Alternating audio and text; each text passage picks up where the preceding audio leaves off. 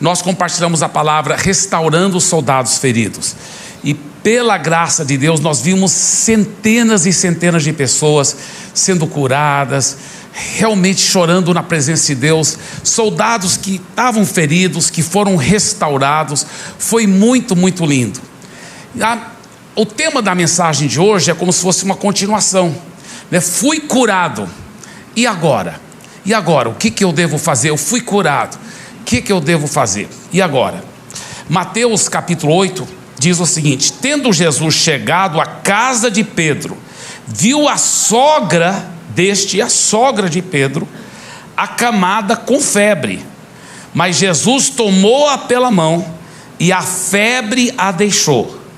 Ela se levantou e passou a servi-lo. Então Jesus curou a sogra de Pedro. Tem alguns que dizem, eu não concordo com eles, mas eles dizem que foi essa a razão que Pedro negou Jesus 3 vezes, que ele curou a sogra dele. Mas eu não concordo.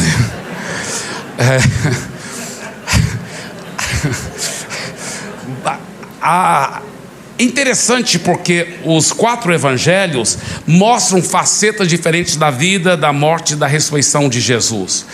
Alguém diz que é como se fosse 4 homens cegos, cada um apalpando um lado diferente do elefante.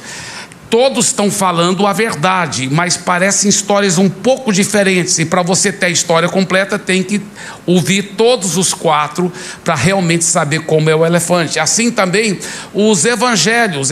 E é interessante que tem os evangelhos sinóticos, que é os primeiros 3, Mateus, Marcos e Lucas, que são muito mais semelhantes. João já é bem diferente. E quando você vê esse texto em outros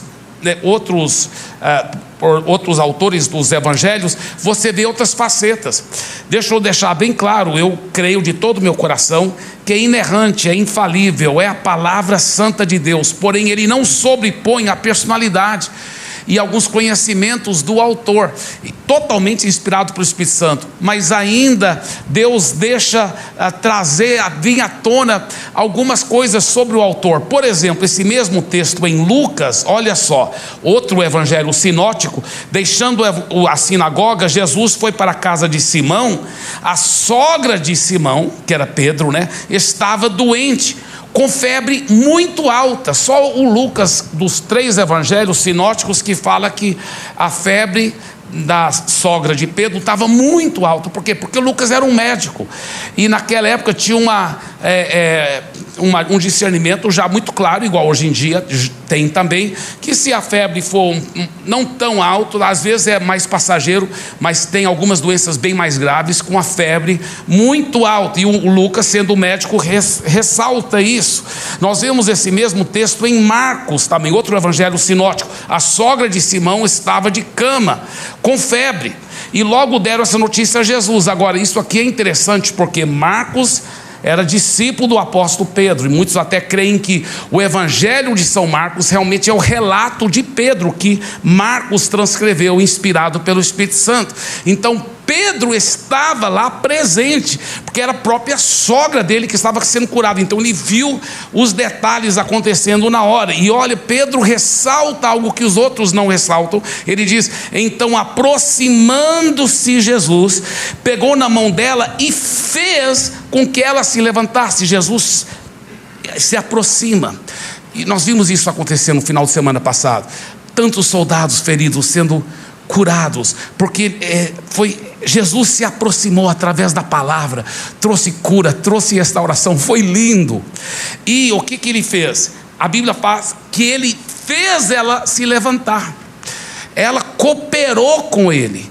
E passa a impressão, a Bíblia não garante isso, mas passa a impressão que a febre só deixou ela depois que ela fez um passo de fé e recebeu o encorajamento de Jesus de se levantar, e aí tomou posse. E assim também, domingo passado e segunda-feira, centenas de pessoas se levantaram, tomaram posse e falaram: todos que já me machucaram, eu perdoo, eu amo, eu recebo a cura e o perdão de Jesus.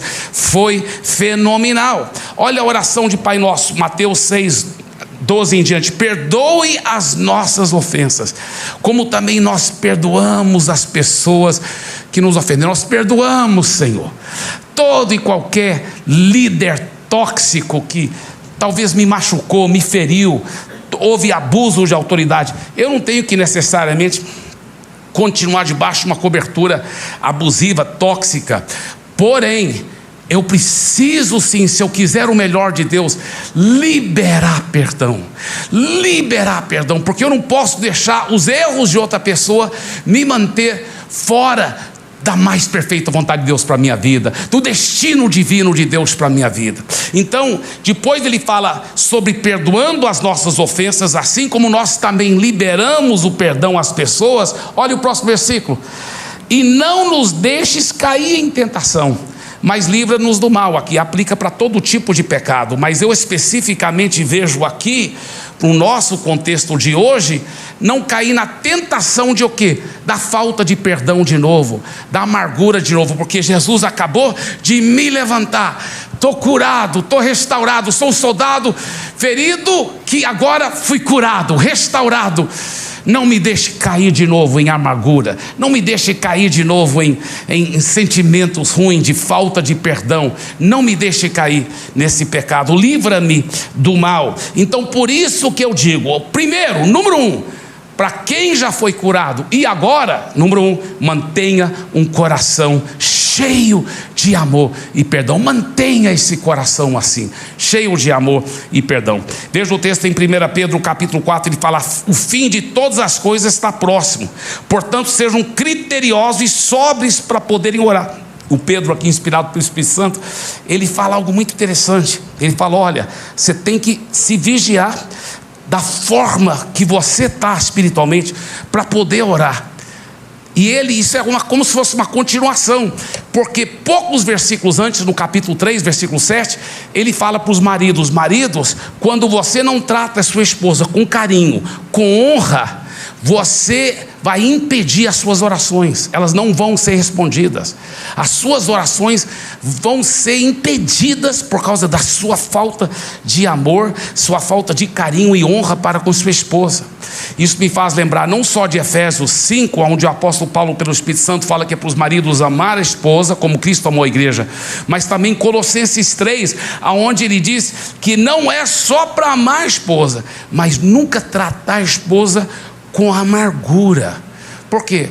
Porque quando você tem amargura, quantos maridos ficam meio chateados com a esposa por uma razão ou outra, e fica tratando ela com amargura, isso a Bíblia fala, impede as suas orações, essa falta de perdão, não só contra a esposa, contra qualquer pessoa. Se você tiver falta de perdão no seu coração, isso vai impedir Deus de abençoar você como Ele quer abençoar, de fluir, de responder às suas orações. Por isso que ele diz aqui, então, seja sóbrios para poderem orar. E olha já o próximo versículo: acima de tudo, porém, tenham muito amor uns para com os outros, porque o amor cobre a multidão de pecados.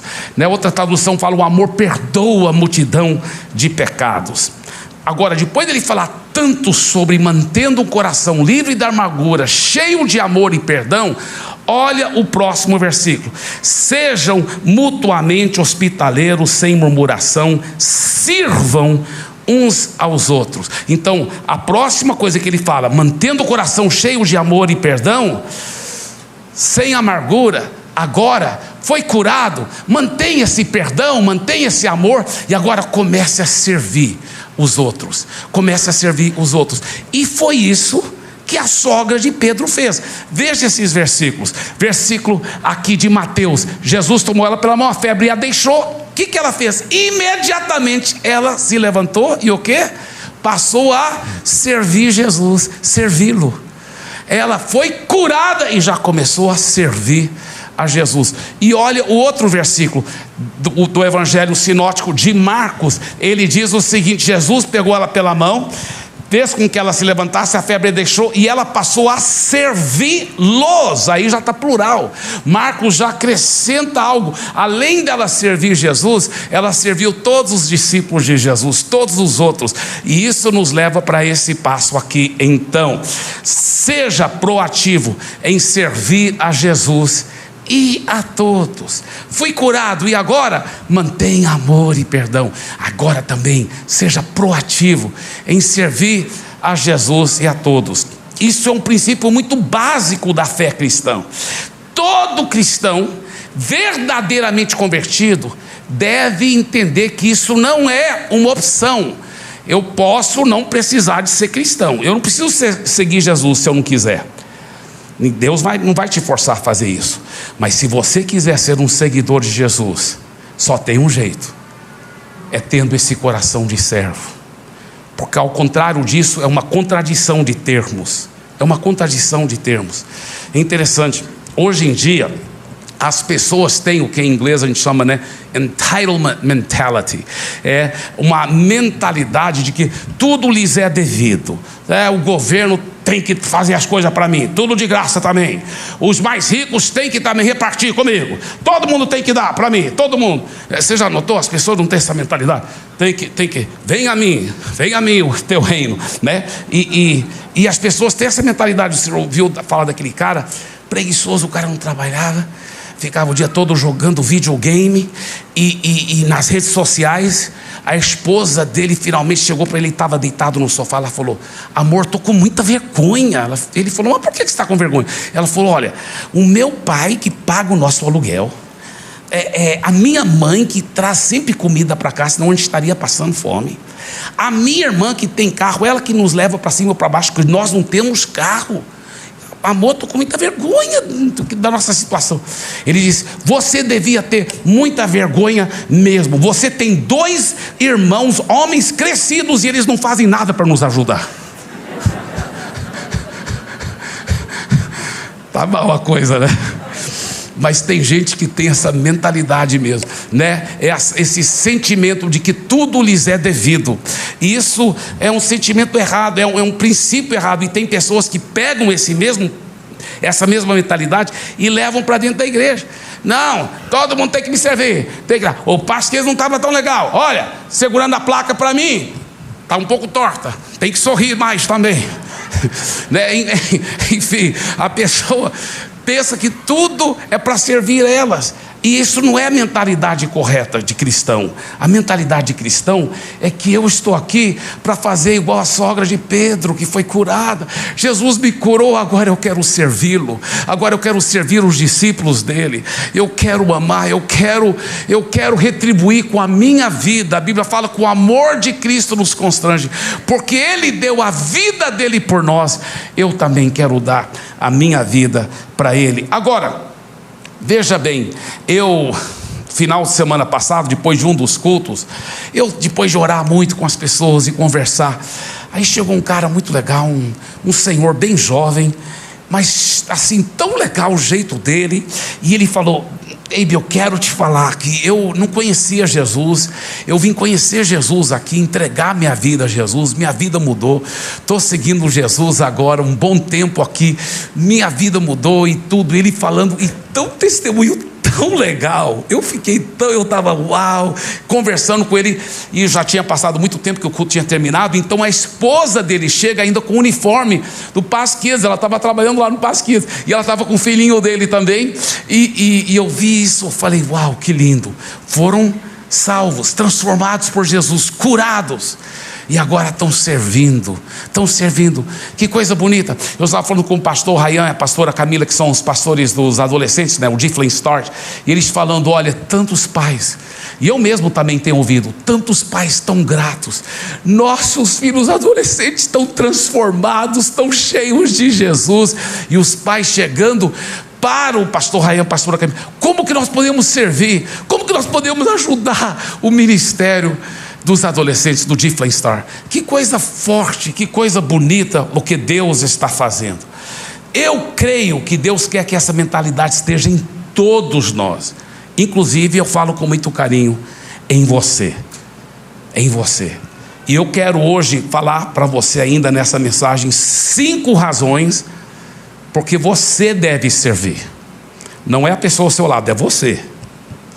Então, voluntários do Atmosfera, tranque as portas, deixa ninguém sair. Olha para o seu vizinho e fala assim: o papai do céu vai te pegar de jeito.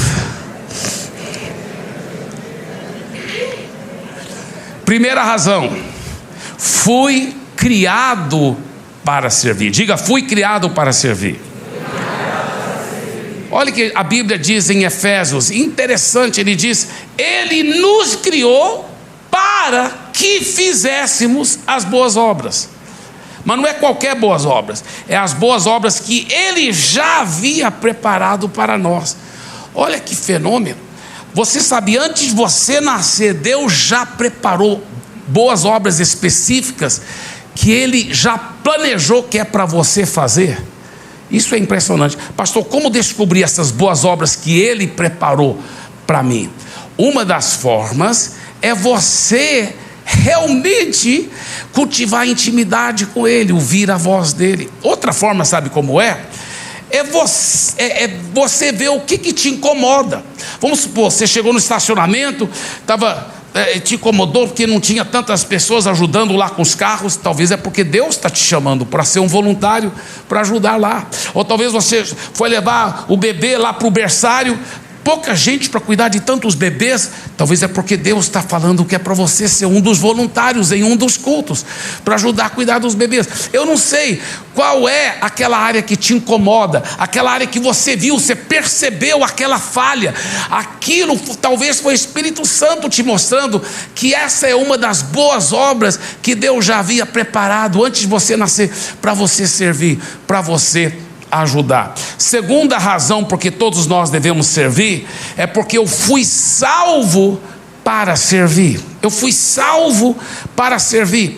Não é a única razão que nós somos salvos, mas é uma das razões que Deus nos salvou. É para que nós pudéssemos servir a Ele e servir o nosso próximo, ser uma bênção nas mãos dEle. Olha que a Bíblia fala em 2 Timóteo, 1º capítulo, ele diz: o que podemos fazer é perseverar pelo poder de Deus, que primeiro nos salvou e depois nos chamou para a obra santa. Olha só, é muito claro. Ele nos salvou e agora, logo após, então Ele nos chama para a obra santa. Eu estava meditando nesse texto, eu fiquei, uau, que fenomenal. Todos nós somos chamados para a obra santa.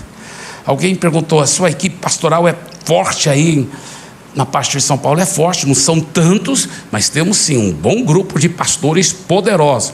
Mas por outro lado eu pensei, não é verdade. Nós temos mais do que 3.000 pastores e pastoras na Paz Church, porque Deus chamou todo cristão para a sua obra santa. Todo cristão. Você foi chamado, já pensou? Se você já nasceu de novo, você foi chamado para a obra santa. Então fala com o seu vizinho: olá, reverendo.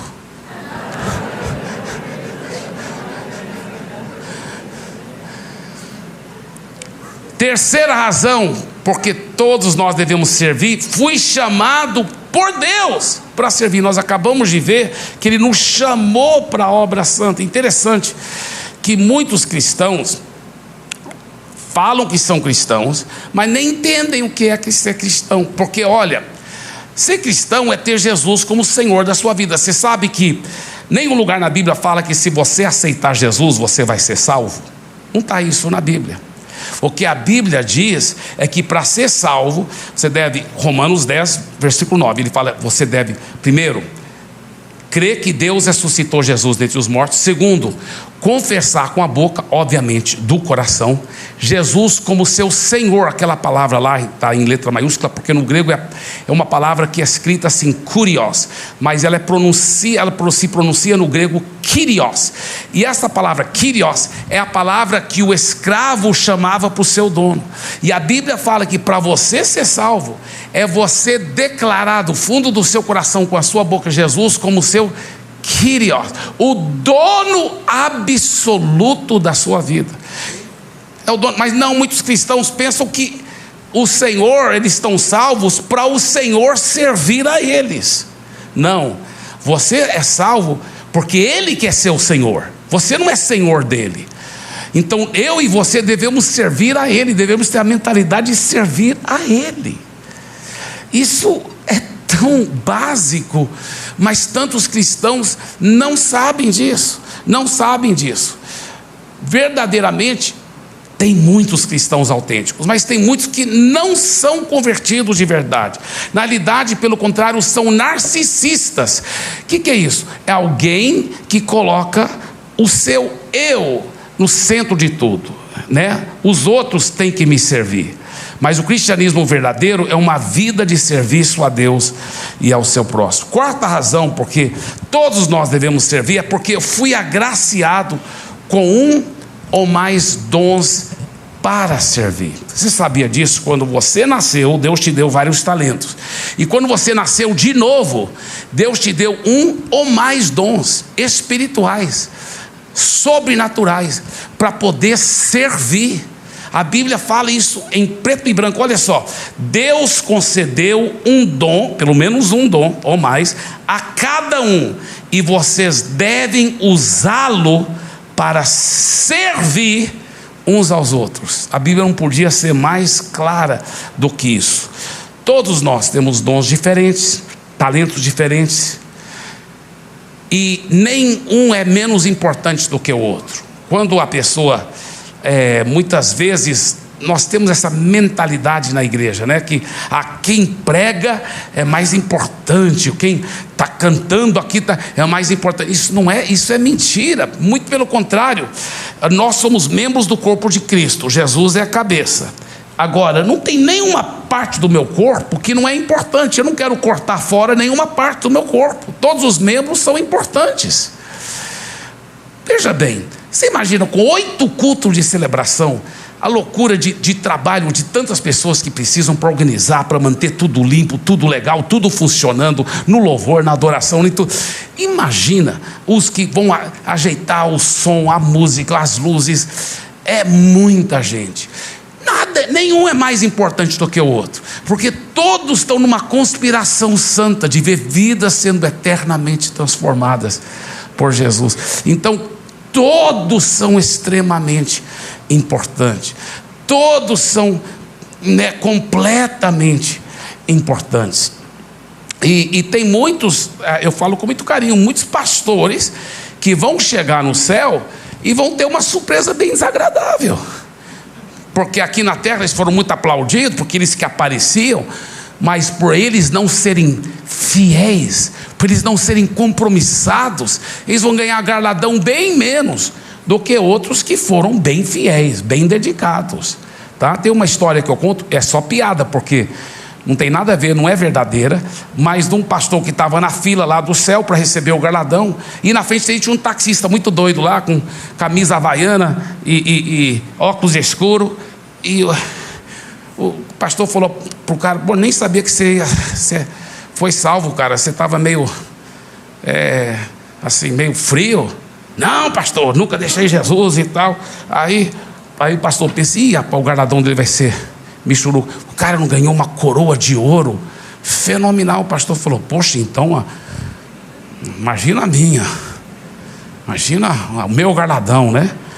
Aí, sabe o que deram para o pastor lá? O anjo deu um bordão assim de madeira. O pastor falou: "Não, peraí, o taxista, o cara nem era dedicado, rapaz." Aí o anjo falou: "Não, você tem que entender, pastor, que aqui é tudo baseado nos resultados. Então é o seguinte, quando você pregava, pastor, todo mundo dormia. Quando ele dirigia, todo mundo orava muito." Ele levou muita gente a orar.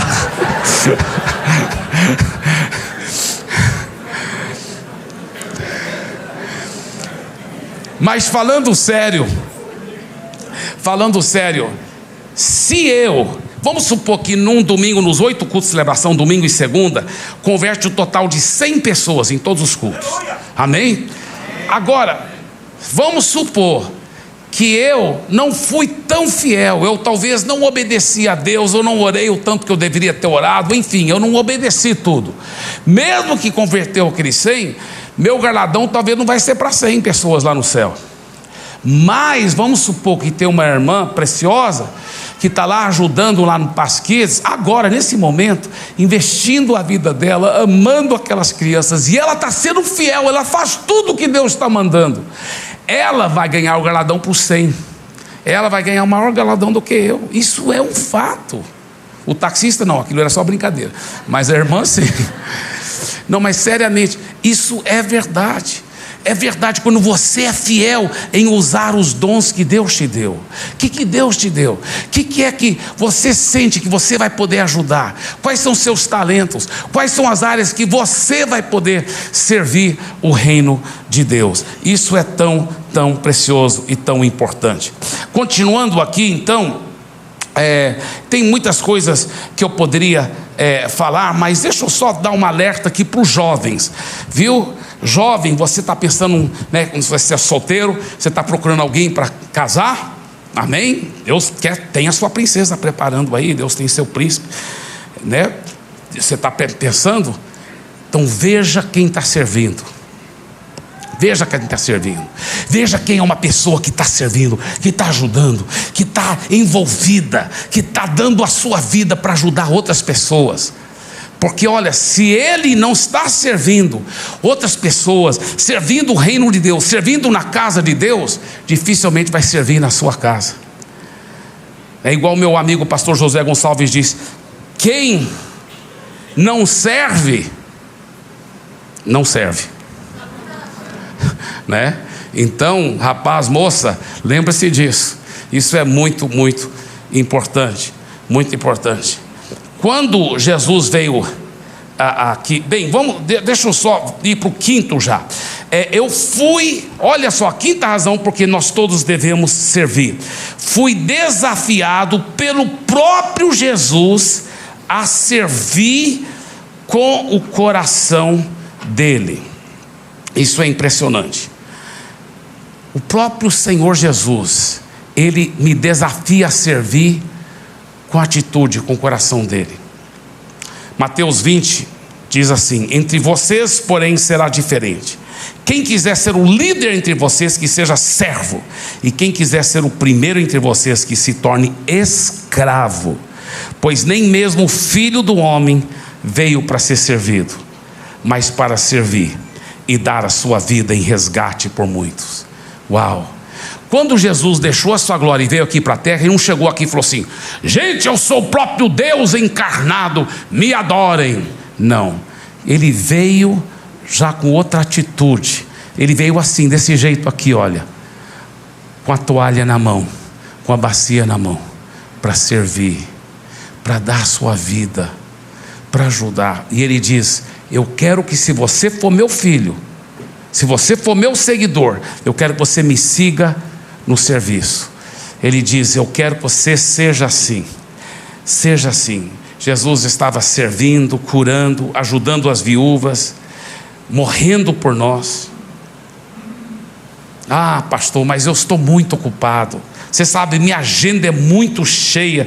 Sabe, até que eu gostaria de servir. Meu irmão, pense na sua agenda. Sua agenda está tão ocupada e você não tem nem uma hora na semana onde você está servindo outras pessoas, ajudando outros. Então você está ocupado demais. Jesus falou que é para a gente ser igual a Ele. Como que Ele nos serviu? Amando, dando sua vida, morrendo por nós. Você sabia que Ele era perfeito, e Ele, como perfeito, morreu por nós, os imperfeitos. A Bíblia fala que arrancaram a barba dele. Imagina a pele que saiu juntamente com a barba e as raízes, arrancando a barba dele, pregando os pregos nas mãos, nos pés, a coroa, os espinhos desse tamanho, que eles batiam com varas até penetrar na sua cabeça, escorrendo o sangue. Depois, quando jogaram a lança, os seus intestinos saindo, suas costelas estavam totalmente assim expostas, porque as chicoteadas deixaram só carne moída na terra, mas esse não foi nem o sofrimento principal. O sofrimento principal é que ele, o próprio Deus, Filho de Deus, pela primeira vez em toda a eternidade, foi separado do seu Pai, a Santíssima Trindade rasgada. Já pensou nisso? Pela primeira vez em toda a eternidade. Por isso que ele, antecipando isso, ele suou literalmente gotas de sangue, implorando a Deus: passa de mim esse cálice. Mas ele falou: mas se não tiver outra forma de salvar a humanidade, então tudo bem, não seja feito a minha vontade, mas seja feito a tua. E lá na cruz ele gritou: Eloi, Eloi, lama sabachthani, meu Deus, por que me desamparaste? Esse que foi o maior sofrimento. Tudo isso Ele fez por mim e por você. E nós não podemos nem separar uma hora da nossa semana para servir outras pessoas, para ajudar outras pessoas. E ajudar e servir, viu? Escuta bem, com o coração dele, com a atitude dele. Porque olha, o servo serve a qualquer momento, em qualquer lugar e de qualquer maneira. É o coração de um servo. A minha irmã, a pastora Rebeca, ela disse uma coisa muito forte. Ela disse: você só pode ser um servo verdadeiro se você estiver servindo com atitude de servo, mesmo quando as pessoas te tratam como servo, e você continua tendo esse coração de servo. Mas tem gente que vai servir e já bota um banco. Não, eu quero servir, mas só se for desse meu jeito e dessa minha forma, e depois, olha, tem que me agradecer, viu? Tem que me agradecer. Quer dizer, eles estão servindo não com coração de servo, mas para ser visto pelos homens, para ser visto e reconhecido pelas pessoas, né? Não aqui na nossa igreja, em nome de Jesus, mas tem gente que vai até na recepção. Não, irmão, você pode talvez receber as pessoas. Nós já temos várias pessoas aqui nessa porta, então você vai trabalhar na recepção aqui nessa outra porta, tudo bem? Não, aqui. Mas por que, irmão? Porque aqui eu tenho direitos autorais nessa porta aqui. Mas que coisa, que mentalidade, que isso não é coração de servo, né? Ou igual aquela pessoa escalada, que eu saiba nunca aconteceu aqui, nem vai acontecer essas coisas que eu estou falando. Estou só dando exemplos preventivos, viu? Porque todos nós queremos servir, mas queremos servir com o coração certo. Pessoa escalada para cantar no ministério de louvor, mas aí na próxima semana não foi escalada, aí não veio para a igreja, não veio receber a palavra. Por quê? Porque eu não fui. Se eu não puder aparecer na frente cantando para todo mundo, então também eu não vou. Tem gente que serve com a motivação errada, não com o coração de Jesus, com o coração de servo. E Deus está nos chamando para isso. Agora, deixa eu falar uma coisa para você. Nós estamos aqui, não é para exaltar o nome de um pastor, o nome de um líder de louvor, o nome de um voluntário. Nós estamos aqui para exaltar o nome de Jesus. É Ele que transforma a vida das pessoas. E eu não estou exagerando, gente. Milhares e milhares de pessoas têm sido transformadas pela graça de Deus, porque vieram e foram recebidas pelo Ministério de Atmosfera com tanto amor e carinho. Seus filhos no Pasquês receberam ministração, no balcão de informações, o louvor e a adoração, a mídia, a comunicação, luz, som, luzes, o Giflen dos jovens, o Giflen Store dos adolescentes, o Ministério de Casais, o Ministério C2B com os empreendedores, o Paz Prayer, que tem 11 horas todo dia, seja domingo, seja feriado, seja férias.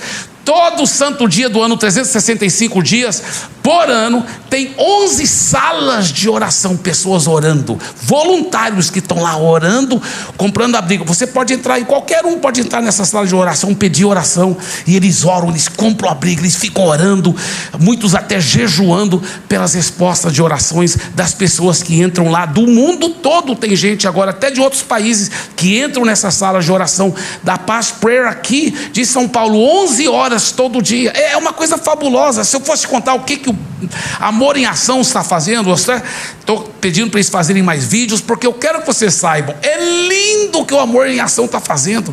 Milhares de cestas básicas, casas construídas para refugiados, 2 casas já na Síria. Todo mês para a Venezuela, nós temos um enorme pastor lá. Todo mês nossa igreja manda ajuda lá, porque as pessoas têm passado fome. Olha, para a África, todo mês mandamos. Aqui então, nos bairros populares, aqui nas comunidades carentes de São Paulo, se você visse o que está acontecendo, é uma coisa fenomenal. E eu falo, toda glória seja dada a Jesus. Mas sabe o que? São centenas de voluntários amorosamente preparando as cestas básicas, indo para os bairros das comunidades carentes.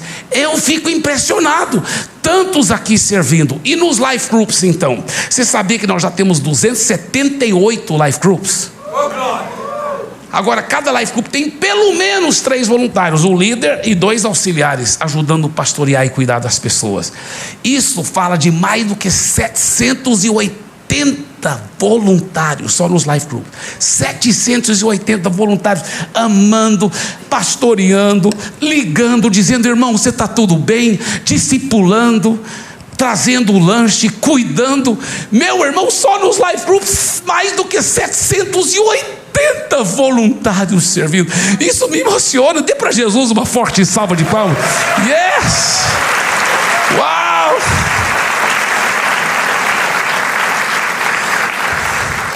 Toda a glória seja dada a Jesus. Mas a Bíblia fala para dar honra a quem honra merece.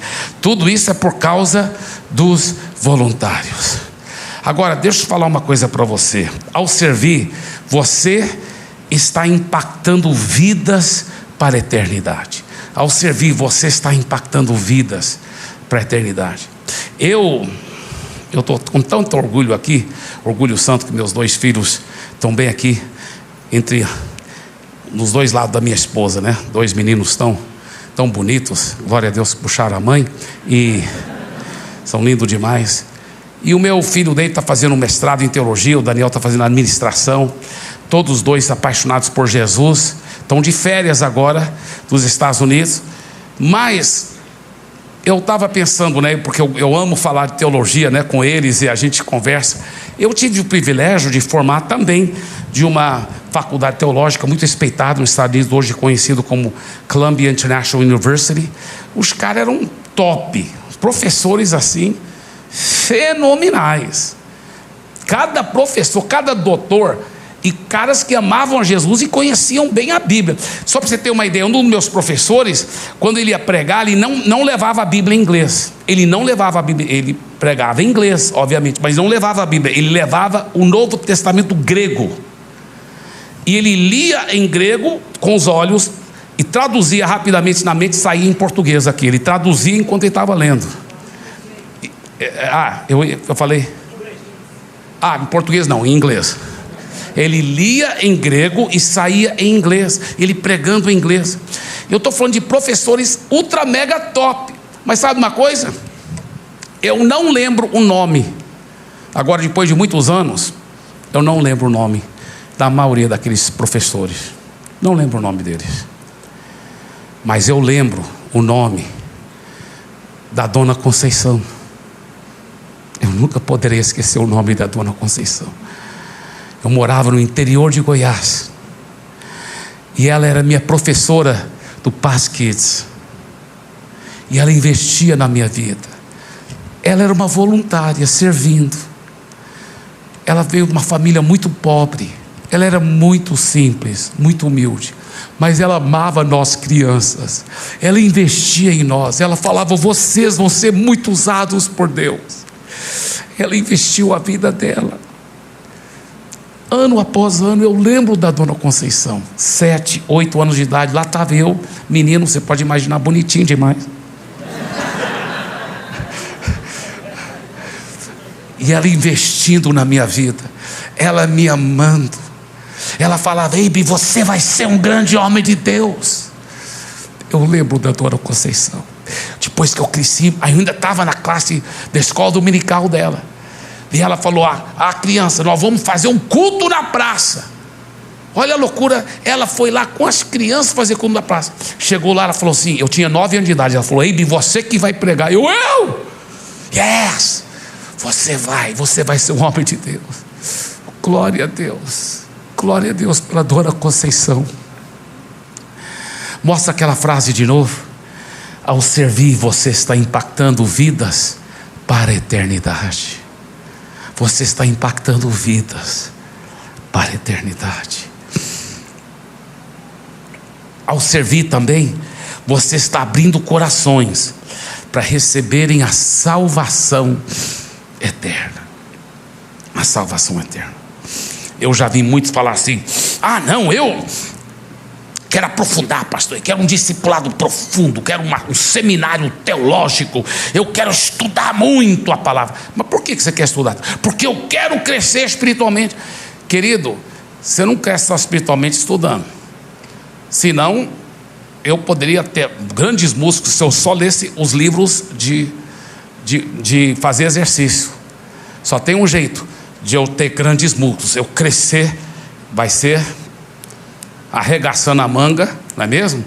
E exercitando. Só tem um jeito para você crescer espiritualmente. Não é só você estudar a Bíblia. Isso também é importante, não deixa de ser muito importante. Mas é você arregaçando a manga, é você dando a sua vida, é você ajudando, é você crescendo. Eu até anotei aqui, olha, esse que é o problema com muitos.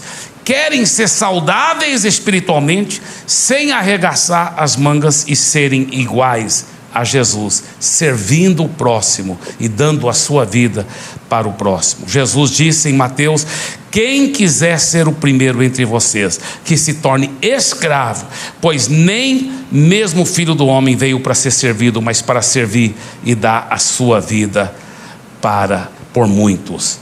Uau, isso é forte demais. Deixa eu te falar uma coisa.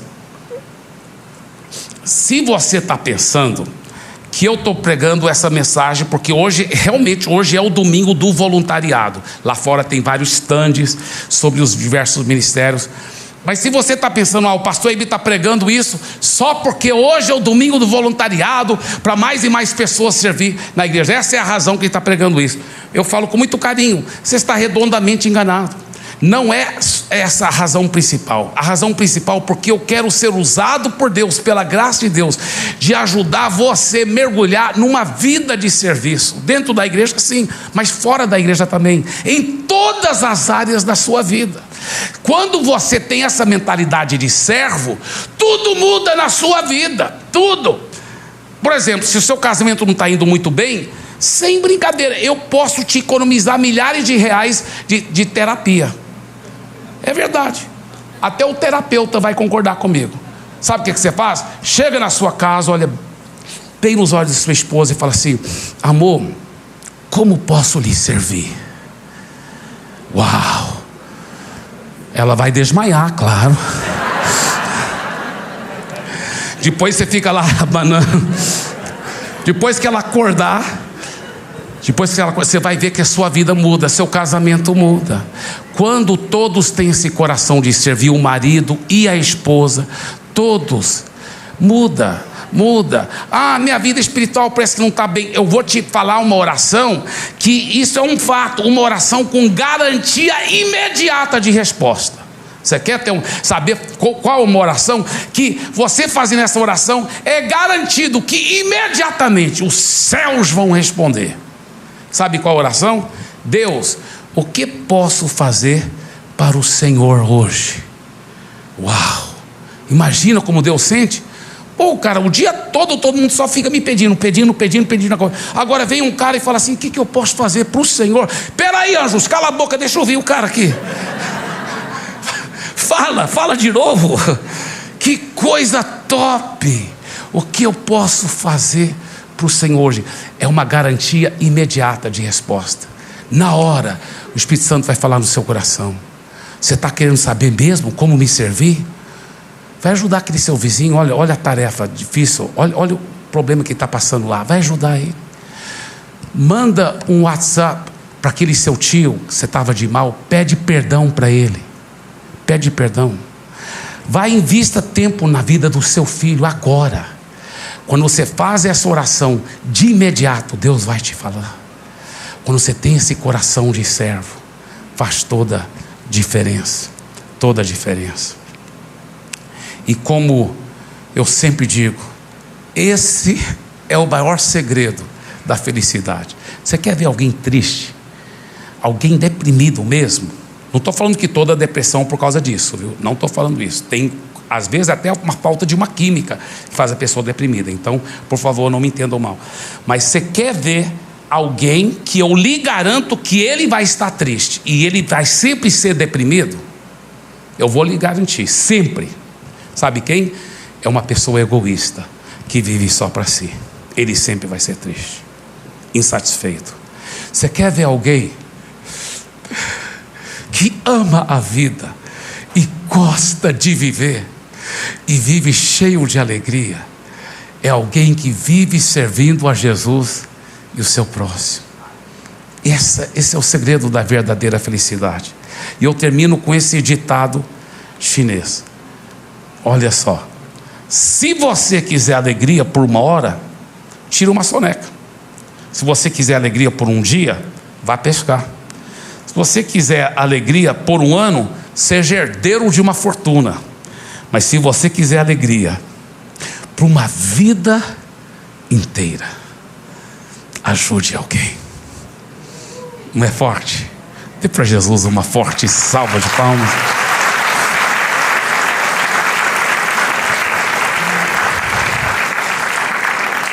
Fique em pé, por favor, feche os seus olhos.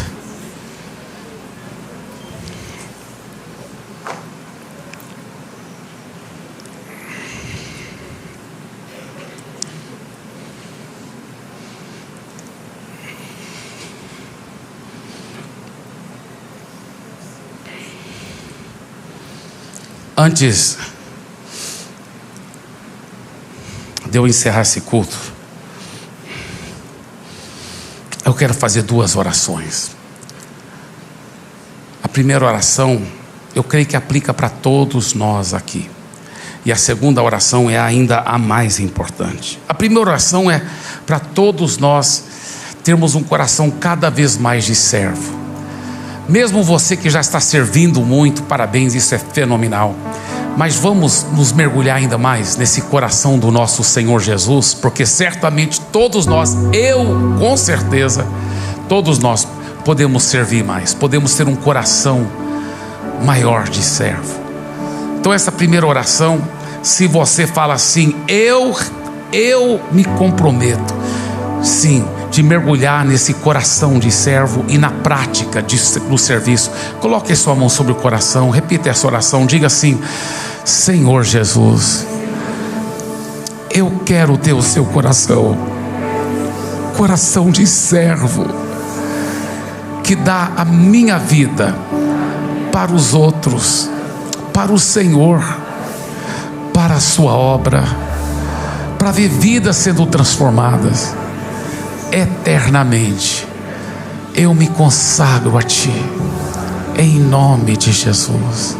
Eis-me aqui, envia-me a mim. Eu quero Te servir, Senhor, e eu quero ter um coração de servo, dentro da igreja, fora da igreja, 24 horas por dia. Eu recebo pela fé esse coração, em nome de Jesus.